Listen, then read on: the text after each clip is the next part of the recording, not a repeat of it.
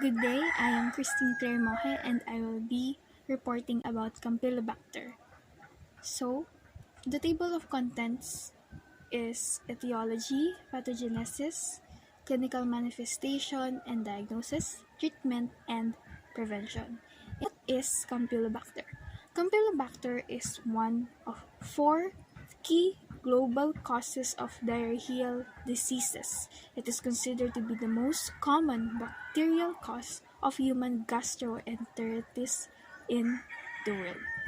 Gastroenteritis. So, when we talk about gastroenteritis, it involves the stomach and whatever is inside or related to that. So it's um, oral to fecal. That's the term. So Campylobacter is the common cause of diarrheal disease, which is related. Is uh, also called as food poisoning. So, Campylobacter is one of the key causes of food poisoning, most common in the world. Next, Campylobacter infection.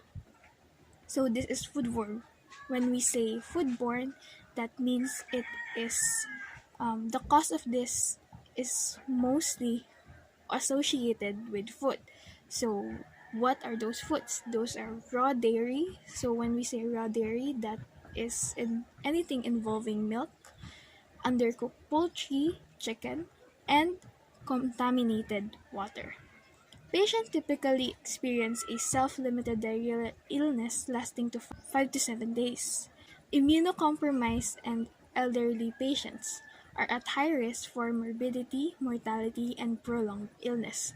So, yung mga matatanda nating kasama, lalo na yung mga immunocompromised kahit mga bata, sila ay prone na sa death kasi hindi yung 5 to 7 days na diarrheal disease, talagang nakakamatay yun. And despite having treatment and eradication modalities in place in animal reservoirs, there has been a dramatic increase of cases in developed and underdeveloped regions of the world. So this is a really good topic kasi kahit na developed regions of the world, hindi siya totally matanggal. It's very common and very frequent na nangyayari. And I also read na may mga bata na nagkakaroon ng 5 or more than 5 times nitong Campylobacter, and it's very alarming. Next po is etiology, or we will tackle here the life cycle. Actually, the life cycle of Campylobacter is not yet established. We don't have a clear understanding of its life cycle. So I will just tackle how it affects, or what is the pathogenesis or the history of disease related to its life cycle. So, etiology. Campylobacter bacteria is a motile, which means it's a moving bacteria. It's flagellated. Corkscrew-shaped gram-negative rod. So, when we say corkscrew, it's like this.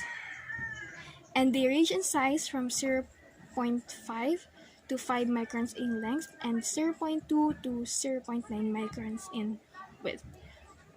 There are three that represent the main sources of human infection related to Campylobacter bacteria. These are Campylobacter jejuni or C. jejuni. This is the most common. Campylobacter coli and Campylobacter lari. So, the pathogenicity of Campylobacter is really high because at 800 colony forming units, as you can see on the screen, it can already cause symptoms. So that's really calls for a very hygienic environment. Hygiene is very important, especially like it was given high importance right now in the pandemic. And Campylobacter is one of the bacteria that needs thorough cleaning. I mean, all of them needs cleaning, but this can be prevented by doing such. So, many chickens, turkeys, cows, and other animals that show no signs of illness carry Campylobacter. So, even if animals have Campylobacter, they don't show signs of illness, and that's why it's very hard to detect. And actually, it also became sporadic in other parts of the world. It can be carried in the intestines, liver, and other organs of animals and can be transferred to other edible parts when an animal is slaughtered.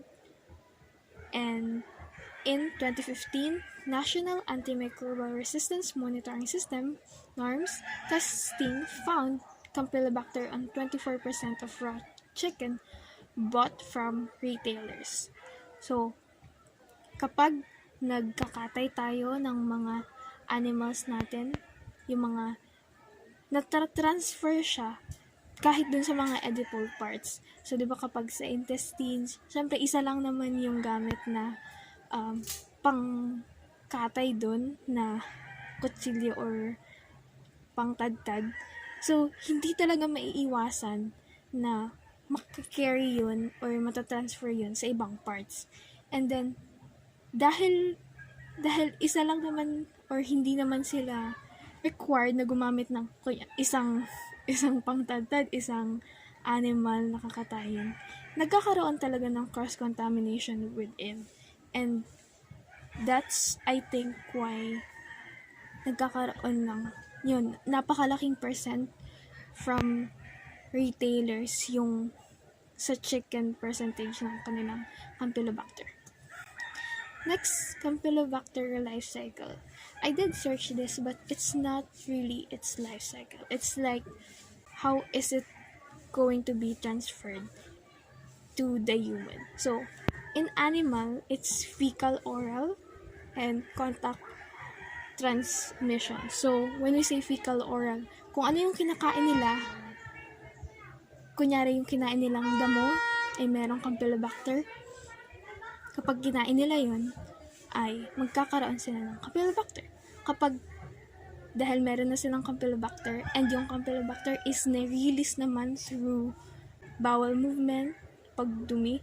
So, yung mga dumi nila, hindi naman sila hygienic na katulad ng tao in some ways. So, kahit yung mga kinakain nila ng ibang mga animals ay merong dumi, and yun ay kapag kinain nila ay magkakaroon din sila ng Campylobacter. That's the same when it happens to water. Na actually madalas, lalo na kapag nakakalimutang maging malinis talaga sa paglilinis, ay nakakontaminate yung water na iinumin nila with fecal substance and with Campylobacter, and nagkakaroon din yun ng Campylobacter. So, nahahawa-hawa na lahat. In human, ingestion and contact transmission din ang nangyayari. So, in human, hindi naman natin ugali na hawakan yung mga dumi natin. So, parang labas na tayo dun sa fecal transmission. So, ingestion tayo. So, ano yung kinakain natin? Yun yung nagkukos ng Campylobacter. So, yun. Dapat nating tingnan kung malinis ba yung kinakain natin. Siyempre, dapat natin siguraduhin yung kalinisan din ng pinagkuhaan natin ng pagkain yun, and yung pinagpe-prepare natin ng pagkain. So, always wash your hands and make sure na malinis yung paligid. Next, second is pathogenesis, history of disease. So, upon observation, the onset of disease symptoms usually occurs 2 to 5 days after infection with the bacteria, but can range from 1 to 10 days.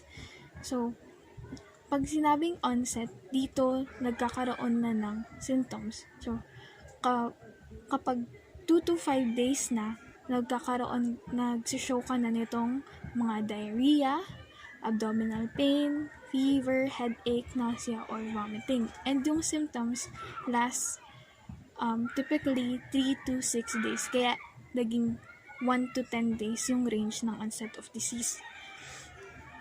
Yung diarrhea niya, madalas bloody, pero minsan din watery siya. So, basta kapag nagtatae ka, alam mo nang merong mali dun sa gastrointestinal system mo.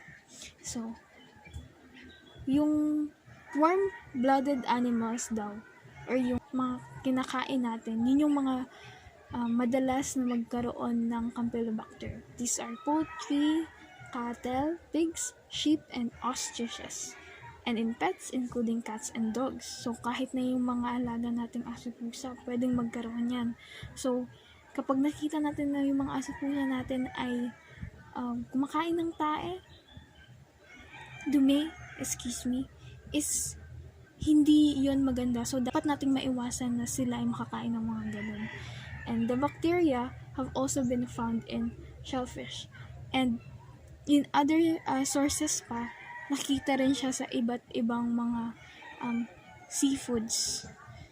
So, hindi lang siya warm-blooded animals, kundi makikita rin siya kahit sa ibang ano. So, ang key point is, sa lahat ng mga kinakain natin, dapat, lalo na kung animal ito, dapat ay siguraduhin natin na malinis. So the wide occurrence of Campylobacter also hinders the development of control strategies throughout the food chain. So yun nga, kasi sa sobrang laki ng range ng kaya niyang maapektuhan, kaya niyang mapag-transmitan nung Campylobacter na ito, naapektuhan yung control strategies na pinapatubad ng World Health Organization and other organizations related to food. So, hindi sa sobrang laki ng scale na kailangan natin laging tingnan kung malinis ba talaga, dapat i-check kung fresh ba talaga o kung hindi siya contaminated. Yun yung nagiging downside. Next, we have here statistics. In March 2013, the CDC reported a 14% increase in Campylobacter jejuni cases in the United States. So, merong increase daw na 14%. Yung 1% naman is of the human population of Europe is affected yearly by Campylobacteriosis. So, as we said nga, super common siya sa buong mundo. So, 1% ng population, gaano kadami yun in that sense, and then yearly pa. In developing countries, Campylobacter isolation rates for foodborne illness are between 5 to 20%. And then in the developed world, 90% of cases occur during the summer months, which is believed to be related to undercooked meat and outdoor activities. Kaya dapat lang na hindi tayo maging mahilig sa mga undercooked meat. Diba? Sushi. There is a growing popularity of sushi. Kung nabasa niyo yung isang update na merong isang lalaki na kain dahil sa sobrang niyang kumain ng sushi, nangangati yung buong katawan niya. And then, nung in-x-ray siya, nakita na ang daming mga larvae sa buong katawan niya. And yun yung mga pangit na kukos ng undercooked meat. So, yung even steak, mga rare, medium rare, although sa atin talaga, sa ating mga Pilipino, natural na sa atin na hindi tayo masyadong mahilig sa mga hilaw. Pero yung ibang mga lahi kasi, yung ibang mga tao, mahilig talaga sila sa ganun. So, we don't encourage that. We encourage na dapat lutuin yung pagkain before kainin. And that's a good way how to make sure na namamatay yung mga bacteria dun sa kakainin natin. Next, the third is clinical manifestation and diagnosis. So, Sa clinical manifestation and diagnosis, we have clinical manifestation.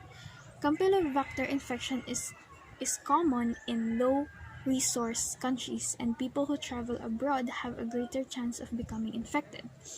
About 1 in 5 Campylobacter infections reported to FoodNet are associated with international travel. So, hindi lang pagkain pala yung nagiging cause ng transmission ng Campylobacter, pagkakaroon ng Campylobacter, and yun din daw ay because of international travel or dahil nga low source countries, so kailangan nilang mag-import ng mga pagkain, karne na hindi na masyadong na-check kung malinis ba o hindi. And possibly, 1 in 5 Campylobacter infections ay associated with international travel. So, hindi yun maganda. So, dapat talaga as much as possible, sa bahay na lang tayo o tayo yung nag-cultivate ng sarili natin pagkain para alam natin na malinis. Next is diagnosis. Campylobacter infection is diagnosed when a laboratory test detects Campylobacter bacteria in stool or poop, body tissue, or fluids. So the test could be a culture that isolates the bacteria or a rapid diagnostic test that detects genetic material of the bacteria. Punta naman tayo sa treatment and prevention. Ano yung mga treatment na ginagawa for Campylobacter infection, and ano yung mga prevention suggested by authorized people or organizations para maiwasan natin ang mga infection gaya nito. So, treatment. Most people with a Campylobacter infection recover completely within a week, although some shed or get rid of Campylobacter bacteria in their stools for weeks after recovery. So, hindi na daw kadalasan kailangan ng treatment. Nakaka-recover na daw yun sila mostly within a week by shedding or by getting rid of the Campylobacter through bowel movement. So, Campylobacter infection rarely results in long-term health problems. Some studies have estimated that 5 to 20% of people with Campylobacter infection develop irritable bowel syndrome for a limited time, and 1 to 5% develop arthritis. So, may danger pa rin kahit na yung iba kasi, as I research, ay kapag may Campylobacter infection sila, kapag na-diarrhea lang kasi yung minsan nakikita natin, symptoms lang naman yung madalas natin makita. And hindi na sila pumupunta ng doktor. So, hindi na nakikita. And then, kapag napoprolong, anything, kahit na super simple yan, kapag napoprolong is may malaking risk na pwedeng mangyari. So, treatment is not generally required. Kahit na ganun, except electrolyte replacement and rehydration. Kasi, paano kung kailangan mo ng IV transfusion, nasa bahay ka lang, sobrang dehydrated ka na, hindi ka pa pupunta ng hospital. So, may mga ganong tao. And we know that is yung accessibility ng hospital, yung affordability, and kung gaano nila pinagkakatiwalaan ang science and medical field. So, next is antimicrobial treatment is recommended in invasive cases. We mean that when bacteria invade the intestinal mucosa cells and damage the tissues. So, pag mga ganito ng cases, kailangan na ng antimicrobial treatment and or to eliminate the carrier state, the condition of people who harbor Campylobacter in their bodies and keep shedding the bacteria while remaining asymptomatic. So, meron siya, nagsha-shed siya, nagkakaroon siya ng bowel movement and natatanggal niya yung Campylobacter. Pero, meron pa rin siya. Yun yung carrier state. And antimicrobial treatment is also needed, lalo na sa mga immunocompromised, mga elderly, mga nabanggit natin kanina, Actually, mga bata na hindi kaya ng immune system na suportahan yung sarili nila with just electrolyte replacement and rehydration. So, kailangan meron silang matinding sandigan kasi nga, yes, nakakamatay ang dehydration, yes, and diarrhea. So, need nila talaga ng antimicrobial treatment. Sila ang exceptions. Itong mga taong to. Prevention. The survival time of pathogens on inanimate surfaces is up to 6 days. And yung required spectrum of activity against Campylobacter is bactericidal. So, kailangan bago pa mag 6 days mapatay na with using bactericidal yung Campylobacter in inanimate surfaces. So, yun yung mga walang buhay na mga bagay. Prevention. This is according to World Health Organization, updated 2020. Prevention is based on control measures at all stages of the food chain, from agricultural production on a farm to processing, manufacturing, and preparation of foods, both commercially and domestically. Next, in countries with adequate sewage disposal systems, feces and articles soiled with feces may need to be disinfected before disposal. So, hindi naman lahat ng countries na mayayaman. So, kahit na itatapon mo pa lang yan, or yung, di ba minsan, kahit na noon naman tayo, may nakaranas na ng pagdumi on the ground, and tinatambunan lang natin. Ganun. So, kung wala naman tayong nararamdaman, parang okay lang naman yun. Pero, it may give us more exposure to bacteria, and hindi yun maganda, of course. The next is measures to reduce prevalence of Campylobacter in poultry include enhanced biosecurity to avoid transmission of Campylobacter from the environment to the flock of birds on the farm. This control option is kept feasible only when the birds are kept in closed housing conditions.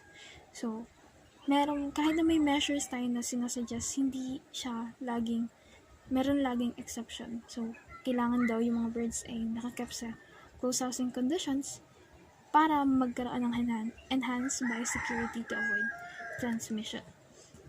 Next, good hygienic slaughtering practices reduce the contamination of carcasses by feces but will not guarantee the absence of Campylobacter from meat and meat products. Training in hygienic food handling for abattoir workers and raw meat producers is essential to keep contamination to a minimum. So, ini-employ sila, gaya ng sinabi natin kanina, kasi maraming studies na dun nanggagaling minsan and dun nangyayari yung contact transmission. Next is prevention methods against infection in domestic kitchens are similar to those against other foodborne bacterial disease. So, one infection control in domestic kitchens is yung ginagamit kasi natin na tadtaran. Kunyari may Campylobacter yung isa nating tinatad doon. Kasi hindi natin nilinisan yun. Yung tadtaran, tapos nilagyan ulit natin ng bagong meat, ay magkakaroon ulit. Tapos nagtadtad ulit tayo. Doon na nagkakaroon na ng contact transmission ng meat and meat products. So, maganda na dapat malinis tayo and hindi siya isang parang hugas mo lang ng tubig, wala na yung bacteria. No, it's just like we said, bactericidal. So dapat ganun yung gamit. So at least man lang hinihugasan before another. Lalo na sa ibang masa, I don't know kasi hindi ako familiar with this infection.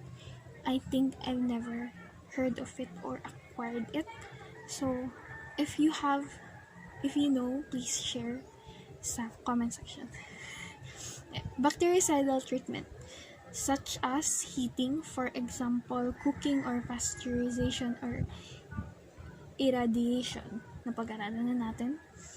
Pasteurization ay for milk and liquid products. Tapos, ito lang daw yung mga effective method for eliminating Campylobacter from contaminated foods. So, wala nang iba. Huwag ka nang maghanap pa.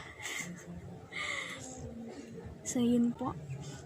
Dun po natatapos ang ating presentation. Thank you for listening. Goodbye and thank you. See ya!